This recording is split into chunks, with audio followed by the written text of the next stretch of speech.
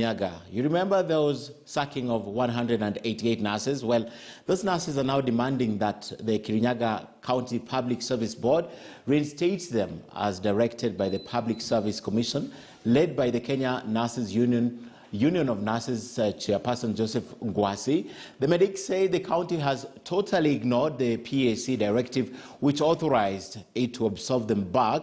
Now, the health officers claim that some of them are approaching retirement age and are still not in service. Ngwasi said the county has no legal right to fire them and replace them with workers under contractual terms, yet they were permanent workers with pensionable terms.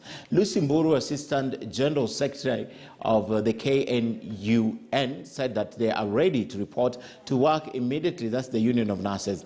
Now, she added that the county should follow the law and PAC verdict. The health officers donned their tools in 2019, if you remember, of deplorable working conditions and filth at the Kerugoya Referral Hospital. Now, the new workers who are hired to take over their jobs are still working. However, through a press release by the county government, the county secretary dismissed the claims and said the county has moved on. He encouraged the nurses to apply for the vacant positions in the county if they want to work for the county once again. Leo ilikuwa siku ya kuendea barua kutoka kwa mwajiri wetu ambaye ni County Public Service Board ya Kirinyaga, barua ambayo itaelekeza muuguzi kurudi kazini kwa zile facilities walikuwa wanafanya kazi kabla wafutwe kinyume na sheria. Lakini ambapo tumefika ofisini tukaarifiwa kwamba hawajakuwa kwa ofisi kwa muda wa wiki moja. Ndio maana tuko hapa, lakini tunataka kuwaambia tutakuja, hatujamaliza kukuja, tutakuja mpaka watupatie barua zetu. So the main reason we are here today is just to ensure that our people have been reinstated and also to ensure that the Public Service Board of Kirinyaga County follows the law by following the law that was given and also the verdict that was given by the Public Service Commission.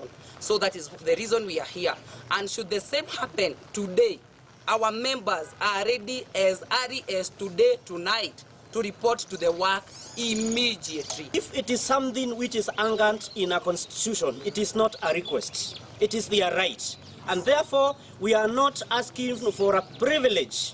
These people were dismissed illegally, and therefore it is their right to be reinstated back to their working stations. So that is why we are saying that we want the law to be followed, and we have followed the law to the letter. Our top story this morning is the collapsed mine in Siaya County. We're taking you there shortly, but before then, let's bring you close